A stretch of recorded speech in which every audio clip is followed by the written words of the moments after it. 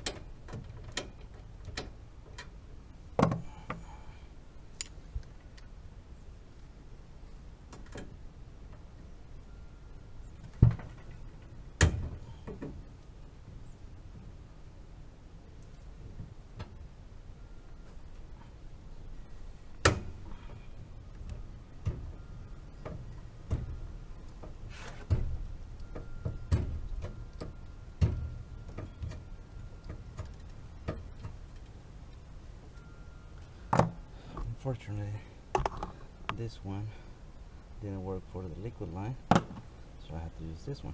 So now I'm just trying to get in the whip the electrical through. This plate sits right there, and then it comes with the 3/4 inch knockout and also a 1/2 inch. So that works good, because before we had to kind of like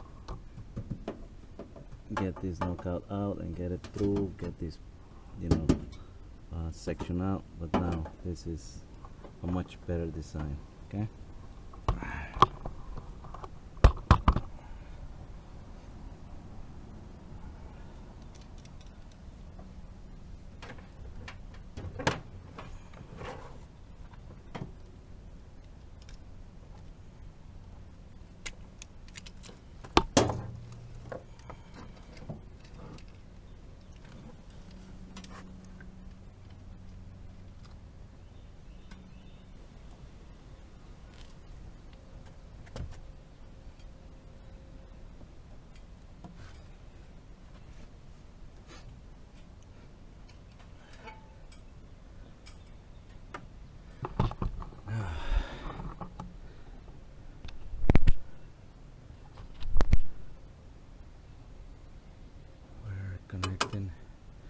here.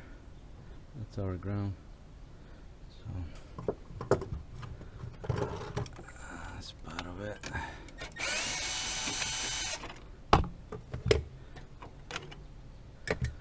L1, L2, and then our ground. Okay, so I have things ready over here. L1, L2. Now I'm gonna do my ground with this connector right here. You can always loop it if that's easy for you, but for me this is what it works, so this is what I normally do.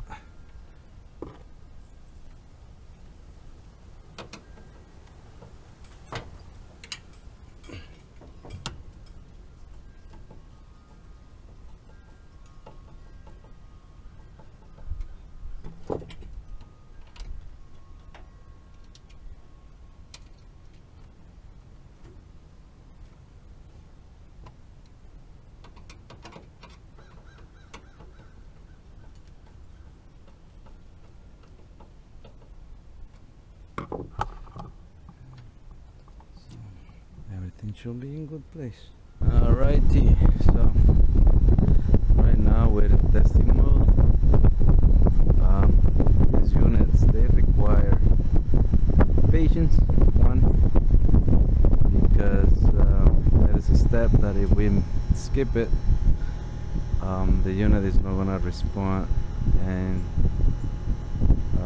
you know, that's run the test. That's always a thing, and sometimes it says it can last up to 15 minutes, but sometimes it takes up to like half an hour. So just patience. So right now it's doing its thing. Still giving E11. Basically, if you read the manual, the error codes for this unit, it tells you that it needs to run. We need to perform that test before anything else. So that's what we have. And see what is next. So real quick, I have the chart here for this outdoor unit. So we are at 3.5 ton, and we have this model right here, GSCS60 heat pump inverter. So 3.5, 8 plus minus 1 degree. That's what it's telling me. So 8 plus minus 1 degree of subcooling, and just going to show you